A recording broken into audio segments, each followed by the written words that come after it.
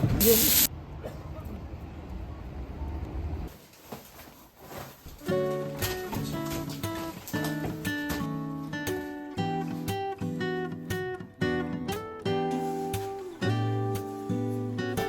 持って行った方がいいね。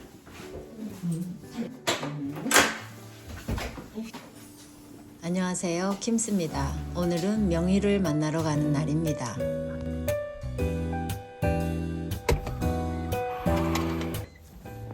남편과 같이 시어머님을 모시고 일본에서 고관절 수술 최고 전문가 의사 선생님을 만나러 가는 날입니다. 도쿄 시내로 나가는데요. 전철도 여러 번 갈아타야 하는 곳입니다. 아주 중요한 날이고 예약 잡기가 어려워 절대 늦을 수 없기 때문에 전철로 가기로 했습니다. 이 선생님을 만나는데 예약하고 4개월 만인데요. 이것도 운이 참 좋은 거예요. 원래는 4월에 만날 수 있다고 했습니다. 일본에는 가끔씩 유능한 의사를 소개하는 프로그램이 있는데 어느 날 이분을 소개하는 TV 프로그램을 보고 어머님도 혹시 고쳐주실 수 있지 않을까 해서 수소문해서 예약을 잡았습니다. 어머님같이 고관절로 고생하는 사람이 세상에 참 많이도 있고 특히 스포츠 선수나 연로하신 분들이 이런 경우가 많다고 하는데 시어머님은 경과가 안 좋다는 주변 사람들 이야기를 너무 많이 들으신 터라 20년이 넘도록 아픈데도 그냥 참고 살아오시다가 85세가 되셨고 더 이상 참을 수 없는 지경에 이르렀습니다. 罪悪で入れてそれでも全く効かなかったです。相当の時はもう本当やばいなと思って、今年はある期間は車椅子の時もありましたし、本当に歩くのがもう嫌で、もう出るのも嫌で、足元が見えづらいで、ごめんなさい、前いいんですよ。前で分かるでしょ、俺の速度でこれ普通にこうやって蹴るの。これをですね、ボーンスクリューで削ってですね、軟骨の代わりになるものをこうはめ込みます。ボールをはめ込んでこう制服してはめ込んで、これで完成。 화면에 나왔던 환자분은 일본에서 유명한 야구선수였고요. 현재는 TV에서 활약하시는 인기 있는 분인데 고관절에 문제가 있어서 수술을 받고 다음날 바로 걸을 수 있게 됐다고 해서 최근에 화제가 된 적이 있습니다. 물론 저분은 나이도 어머님보다 훨씬 어리고 건강 상태가 좋으시니까 비교가 안 되는데요.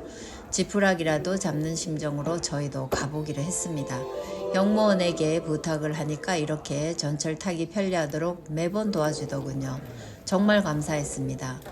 매스컴에 나오셨으니 유명세로 인해서 진료 예약이 정말 어려웠는데요. 예약을 하고 2개월 만에 시스템에 오류가 생겨서 예약이 취소됐다는 황당한 연락을 받았었는데요. 말도 안 된다고 따졌고 진료를 받을 수 있게 됐는데 추가로 비용을 내는 예약이었습니다. 유명한 사람이면 모두 추가 비용을 내는 건 아니고 일반 진료로 받으려면 앞으로 6개월을 더 기다려야 되고 빨리 만나려면 추가 비용을 내고 만날 수 있는 그런 거였습니다. 일반 진료비와 특별 진료비 두 요금을 함께 내는 건데요. 한 번 만나는데 5만 엔을 내야 되는 겁니다.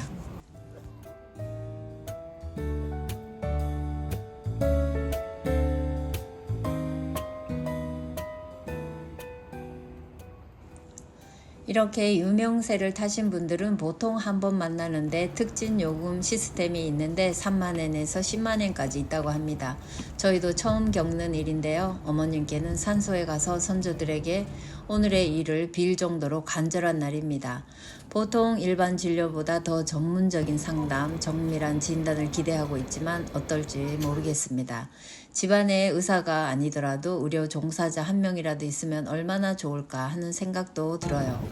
의료 지식이 없으니 텔레비에 유명한 사람이 나오면 이름을 적어놨다가 찾아가는 식이지만 정말 명의인지 선전인지 알 수가 없는데 지식 없는 일반인은 매스컴을 믿을 수밖에 없습니다. 저는 남편의 부탁으로 따라왔는데요. 의사 선생님과의 대화가 어머님에게 엄청 중요한 날이기도 하지만 아들인 남편에게도 보통 날이 아닙니다. 어머님보다 마음이 더 무거운 날이에요. 이제 들어가면 전에 검사한 결과를 토대로 수술할 수 있는 몸인지 어느 정도 상태인지 대답도 듣고 질문할 수 있는 시간이 주어지는데 5만 엔의 값어치가 있는지 들어가 보면 알겠죠? 그럼 들어갔다 올게요.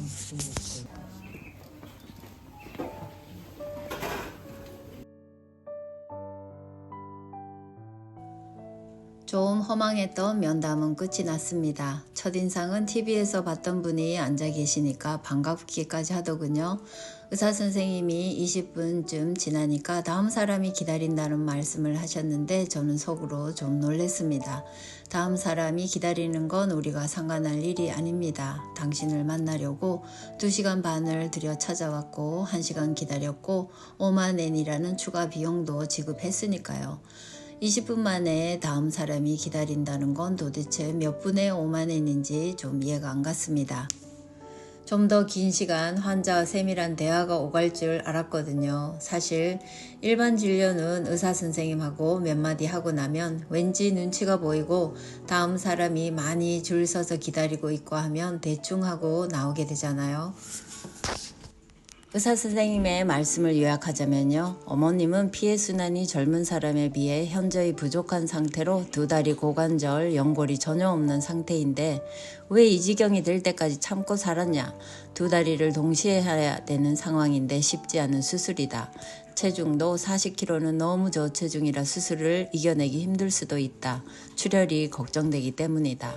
하지만 이대로 있으면 얼마 안 가서 엄청난 고통이 올 것이고 더 이상 걷지 못하고 침대에서 누운 상태로 여생을 보내게 되는데 수술하는 게 절대적으로 낫다고 생각한다. 당신에게는 다른 선택의 여지는 없고 내가 당신의 가족이라면 수술을 권유한다. 설사 당신이 나의 부모라고 해도 권유한다. 저는 이 부분이 마음에 들었는데요. 자신의 부모라면 99.99% 수술을 자신이 직접 한다고 하셨습니다. 다른 유능한 의사도 많으니 가까운 곳에서 수술하는 방법도 있다. 우리 병원은 나고야에 있으니 거리에 대한 부담도 있을 것이다. 지금 당장은 결정할 수 없을 테니 잘 생각을 해보시라고 말씀을 해주셨습니다. 어머님 연세분들의 수술 경과는 어떻게 생각하십니까? 라는 저희의 질문에 그건 해봐야 압니다. 이렇게 딱 30분 만에 면담은 종료됐습니다. 의사 선생님은 짧았지만 정확하게 메시지를 전달해 주셨고요. 사실 그 이상의 대답은 없다고 생각합니다. 면담이 끝나고 어머님은 기분이 좀 언짢았나 봅니다. 기대를 한 것은 수술하지 않고 현상 유지하는 방법, 그런 기대를 좀 하셨는데 그런 선택은 없다는 말씀을 듣고 나니 힘이 드시겠죠. 앞으로 수술하지 않으면 침대에 누워서 평생 살아야 한다는 말이 얼마나 고통스러운 말입니까? 상상만 해도 슬픈 일입니다. 의사 선생님 입장에서는 30분이라는 면담 시간이 효율적이었겠지만 환자 입장에서는 1시간도 2시간도 사실 부족하게 느껴지고 그 30분은 수술 결정하기에는 턱없이 부족한 시간이었습니다. 또 한 번 이 의사 선생님을 만나서 대화하려면 5만 엔을 내야 합니다. 그것도 부담이 됩니다. 일본은 의료 시스템이 잘 돼 있는 나라이기 때문에 일반 진료로 이런 일은 없습니다. 이왕이면 최고 의사 선생님에게 진료를 받고 싶어서 의사 지정을 하게 되면 이렇게 추가 비용이 발생할 경우도 있는 거예요. 수술을 하는 것은 본인의 결정이 가장 중요한데요. 저희 어머님은 뭔가 결정하는 것에는 서투른 부분입니다. 또 연세가 들면 자신감도 약해지고 스스로에 대한 믿음이 약해지니까 자식이 결정해줬으면 하는 것 같은데요. 이런 어려운 결정은 자식도 하기 어렵습니다. 남편도 어려워 저에게 어떻게 생각해? 라고 묻지만 저는 더욱더 관여하기가 어려운 것 같아요. 수술 후 경과에 따라 후회할 수도 기뻐할 수도 있지만 나쁜 결과를 초래한다면 그에 따른 심적 죄책감도 들고 시어머님의 인생을 좌우할 수 있는 중대한 결정을 저는 피하고 싶습니다. 자식도 정보를 찾고 이야기를 나누고 함께 고민을 할 수는 있는데요. 결단은 내리기가 어렵습니다.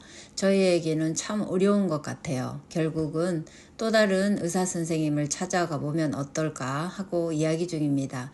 스타 선생님이 반드시 최선의 결과를 보장하는 것도 아니라고 생각이 들고요. 찾아보면 좋은 의사 선생님이 계실 수도 있으니까요. 무거운 이야기를 끝까지 들어주셔서 감사하고요. 다음 시간에는 재미있는 이야기로 찾아뵐게요. 한국도 시국이 어려운데요. 빠른 시일 내로 해결되기를 바라봅니다. 감사합니다.